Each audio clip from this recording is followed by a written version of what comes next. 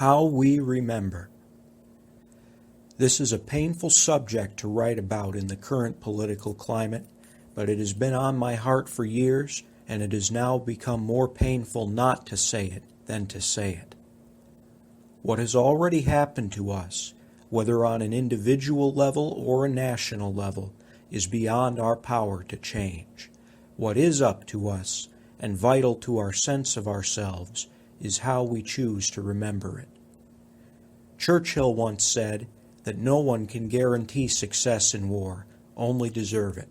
What he meant by that was that many aspects of war, such as whether and how it begins, the strengths and weaknesses the combatants go in with, divine intervention or luck, and other factors, are sometimes not completely under the control of either the bad guys or the good guys. These make the outcome impossible to guarantee, just as it's impossible to guarantee a world without war. The second half of the statement means that all that anyone can do at war is deserve a victory. Just as people of goodwill have to try and prevent wars from breaking out, so once it begins, they must do the only thing they can do, act in such a way as to deserve victory. That means making no excuses, having a prudent, moral objective in mind, going about achieving it in the most ethical way possible in inherently difficult circumstances, and being willing to put in all the necessary effort to win behind inherently imperfect strategies in an inexact thing such as war. Put another way, paraphrasing what Larry Elder's father told him, they cannot control the outcome, but they are 100% in control of the effort. No matter how uprightly we as a nation conduct ourselves in the world, sooner or later bad things are going to happen. How America responds in those situations shows her true character. So it is with the effort put in by America and its friends to fight terrorism and those who sponsor it, which is the subject of this content. What is vital to our self-respect is how we choose to remember and speak about it. Despite its messiness, we ought to remember and speak about it differently, in terms of the actions, goals, and nature of our enemies, the broad context of what we were fighting, and the effort free people put into fighting it, rather than only how they stumbled in the process. The study of their tools, tactics, and yes, battlefield achievements has been denied the public understanding and admiration that it deserves.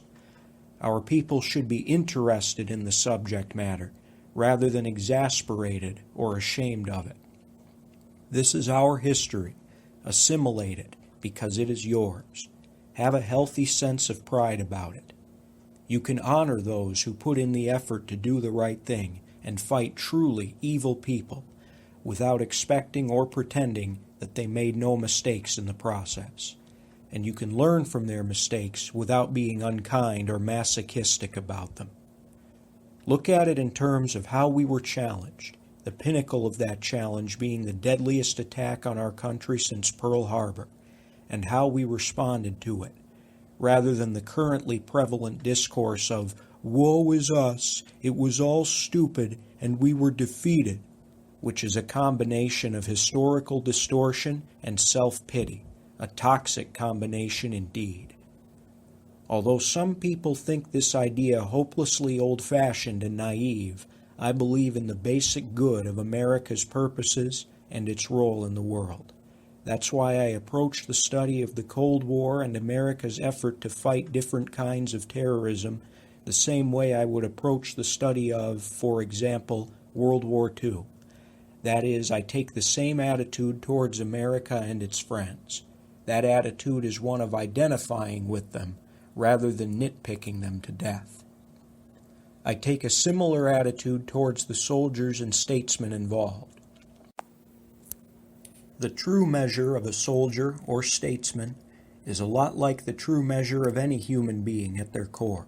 What challenges they faced, how they responded, the effort they put in, and what they accomplished, rather than by their mistakes and failures, because we all have those, and it is far more understandable to make them when your country is under serious threat or actual attack. Unless they showed actual, absolute contempt for our country's purposes, then they deserve this much. Not everyone accomplishes anything. Not everyone takes on the challenges a soldier or statesman does, and not everyone puts in the work required to protect their country, its honor, and its vital interests. This content is in large part a tribute to those who fought, my own humble literary monument to their challenge, their bravery, their self-sacrifice, and their accomplishments. There are those who get their satisfaction by criticizing from the peanut gallery. This material is not for them. It is meant to be a word of blessing to those who served. As long as they stood in harm's way, millions of people were lifted out of unimaginable deprivation and unspeakable oppression. Wherever they stood, America's enemies could not hold ground or win a single battle. They deserved a better outcome, and they deserved to have what they did spoken of differently. This year is the 20th anniversary of the September 11th attacks. I remember the day like it was yesterday.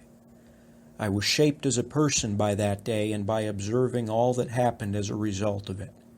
Before that day, I didn't care very much about history. I had no reason to. What was it to me? But after 9/11, all the dots connected. It was being made totally clear to me how history has real-world consequences. My country had been violently attacked. People at my school knew people who had died. I came to understand that those who attacked us did so in part because of their history, and we were responding in the way we were because of ours. We were facing an enemy unlike any we had ever faced before. History would become one of my passions, and I was watching it unfold in print and on TV. I remember the incredible sounds and sights of combat footage that I saw back then. I remember generals, embedded journalists, and regular soldiers describing what they were doing and the challenges they were facing in detail. Of course, some things have changed for me over the 20 years since then, but what has never changed has been the fascination and the intense feeling of pride I had in those warriors I was watching. They were the latest to take part in the military heritage of America, the same heritage of my grandfather who was in the Navy in the Pacific War. They were facing the latest in a history of threats to the free world. They were representing us to the world, and they were taking care of business. The controversies of those years, some of importance, but many contrived and ultimately meaningless, have made discussion of it difficult and robbed our warfighters of much of what they deserved. There are those all over the political spectrum who think this point of view on the issue is beneath contempt. They may ridicule it. I don't care. Being on the receiving end of that is nothing compared to the sacrifice of those I wrote this as a service to. The hundreds of thousands of brave Americans who signed up multiple times to fight on the other side of the world for the freedom and safety not only of those they loved, but of complete strangers as well. I know many of these guys. Some of them are family of mine. Their sense of duty and modesty means they speak of what they did in a different way than most people do, but they don't exactly dominate the national conversation. They don't want your pity. They want you to understand what they were doing and why, and be proud of them. How we remember it is also vital to our sense of who we are, because it is all our history now. It is a part of us. We cannot run from it. We should not be ashamed of it. We should assimilate it and make it our own. And that is what this content will be all about.